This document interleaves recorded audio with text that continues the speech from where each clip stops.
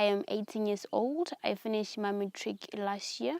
I am from a province called Northwest. My father died in 1998, so I do not know my father. My mother died when I was 10 years old. I'm 17 years old.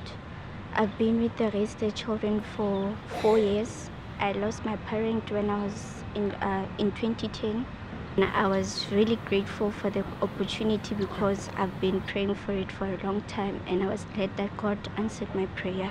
My parents passed away when I was 6 months. I'm from Northwest. Raice the Cuildren International is a nonprofit organization that identifies highly motivated orphans from the rural, remote Northwest province and provides them with better educational. And we take them to private schools here in Pretoria as well as the Northwest.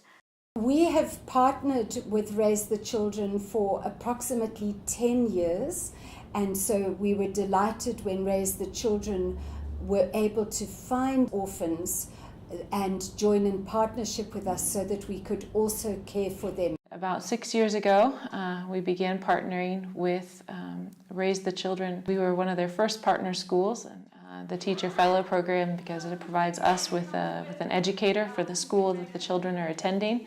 It helps the Raice the Cuildren scholars, but it also helps our other scholars. It's also an added blessing. A lot of the children that come from vulnerable backgrounds, either orphaned or in foster care or something like that, a lot of them in poorer areas have difficulties with school.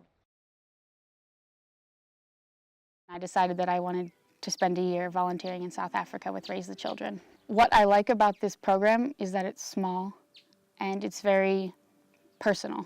It's nice to know that I'm not part of a big organization that's impersonal. I know the founders, they know me by name, they know all of the Raice the Cuildren scholars by name, and it really feels like more of a family. For me, it was important to join an organization that makes tangible impact.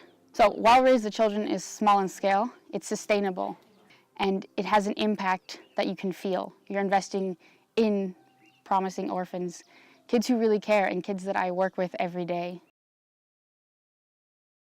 South Africa is an interesting place, maybe intimidating for a lot of people, but I really do feel very safe at the school. You know, there's a community here, which I like. This isn't exactly a tourist destination, which I think makes the experience all the more special.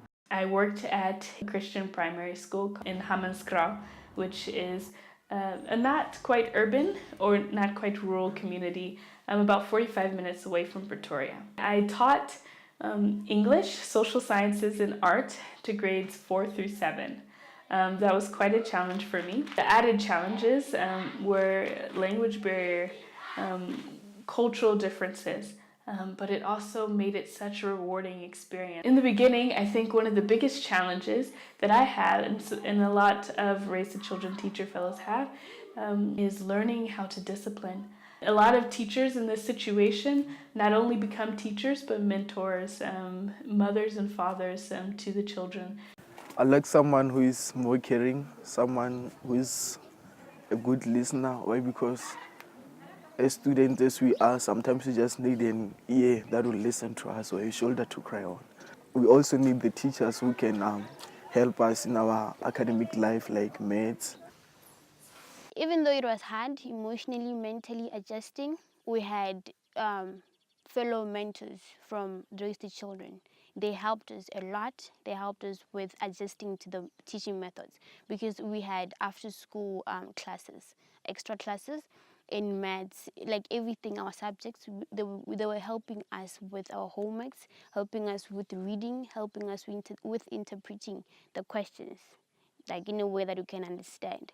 And it also benefited us because we were forced to talk English with them every single day. Every 2 weeks or twice a month, we had one-on-one sessions. That's when we started gaining confidence. That's when we started seeing ourselves also as part of the children there, because we also lacked confidence. I taught there and I spent a lot of extra time with these scholars, and they're very special.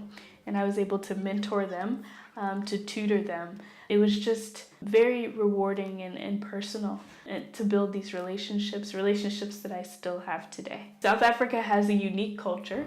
There are 11 national languages in many different ethnic groups. I'm still learning after a year of being here.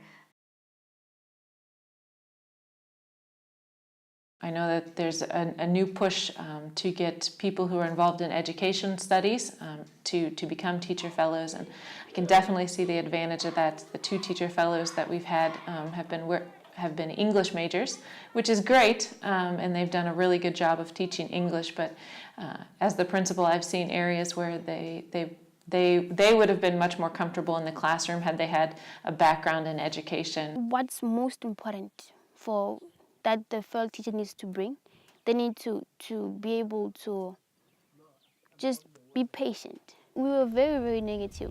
Sometimes we felt like killing ourselves, but the fellow teachers were patient enough to just every single day try and just pull us to the positive side, pull us to the light. Once we were emotionally stable and positive, school for us was not that much of a problem. So I think they need to be patient. They need to be loving. They need to love us no matter what, even though we don't really see ourselves as worth it. They need to be, yes, full sympathy for us, but not pity us, because that breaks us also. So they need to show us that we're strong, even though we don't see it. Just treat us normal, like we're normal people. Do not always label us as orphans. And then they also just need to be able to give time, just quality time, because just to make friendship with the learners, have like bonds with the learners, because that helps. If you have someone to talk to as a learner, you're able to grow, because you can cry to them, you can just tell them about your doubts, your insecurities. In that way, they can just, from their elderly wisdom, they can guide you that you can go this way, you cannot go this way. So love, patience, quality time, and do not pity us. To be a teacher fellow, I think you just need to be somebody who is outgoing, caring, and not afraid to get out of your comfort zone. It's important that you are interested in education, but I think that being able to work with the kids one-on-one, regardless of your method or approach, is important. You become like a family with the kids once you're here. I work with the 4 RTC scholars, Richard, Lesajo, Tabiso, and Jose, 3 days a week, but then I see them almost every day. So I think it's just really important that you care about people and that you want to work one-on-one with these kids. So I would urge anyone who's thinking of it to get involved in the program and just help to make opportunities available for some of these fantastic young people for whom life has been pretty tough up to this stage. I really encourage you all to not fit the mold and go find that white-collar job where you'll be bored at a desk for the next however many decades, and come live life.